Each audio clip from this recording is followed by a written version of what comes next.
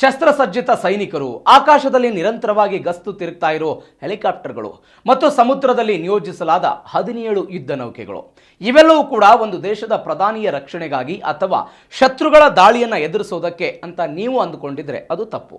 ಇದೆಲ್ಲವೂ ಕೂಡ ಕೇವಲ ಮೀನನ್ನ ರಕ್ಷಣೆ ಮಾಡೋದಕ್ಕೆ. ವಿಚಿತ್ರ ಅನಿಸಿದ್ರು ಬಾಂಗ್ಲಾದೇಶದಲ್ಲಿ ಇದು ನಿಜ ಆಗಿದೆ. ಸಮುದ್ರದ ರಾಣಿ ಅಂತ ಕರೆಯಲ್ಪಡುವ ಹಿಲ್ಸಾ ಮೀನುಗಳು ಇದೀಗ Z+ ಭದ್ರತೆಯನ್ನು ಪಡಿತಾ ಇವೆ. ಹಿಲ್ಸಾ ಬಾಂಗ್ಲಾದೇಶದ ರಾಷ್ಟ್ರೀಯ ಮೀನಾಗಿದೆ.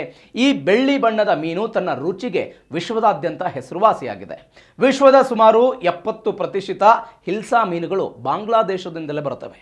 ಈ ಮೀನು ಪ್ರತಿ ವರ್ಷ ಬಂಗಾಳ ಕೊಲ್ಲಿಯಿಂದ ನದಿಗಳಿಗೆ ವಲಸೆ ಬಂದು ಮೊಟ್ಟೆ ಇಡುತ್ತವೆ. ಅತಿಯಾದ ಮೀನುಗಾರಿಕೆ, ಹವಾಮಾನ ಬದಲಾವಣೆ ಮತ್ತು ಸಮುದ್ರ ಮಟ್ಟದ ಏರಿಕೆಯಿಂದಾಗಿ ಹಿಲ್ಸಾ ಮೀನುಗಳ ಸಂಖ್ಯೆ ವೇಗವಾಗಿ ಕ್ಷೀಣಿಸ್ತಾ ಇದೆ. ಈಗಲೇ ಸರಿಯಾದ ಕ್ರಮವನ್ನು ಕೈಗೊಳ್ಳದೆ ಹೋದರೆ ಮುಂದಿನ 10 ವರ್ಷಗಳಲ್ಲಿ ಈ ಮೀನುಗಳ ಸಂಖ್ಯೆ ಅರ್ಧದಷ್ಟು ಕಡಿಮೆ ಆಗಬಹುದು ಅಂತ ತಜ್ಞರು ಎಚ್ಚರಿಕೆ ಕೊಟ್ಟಿದ್ದಾರೆ.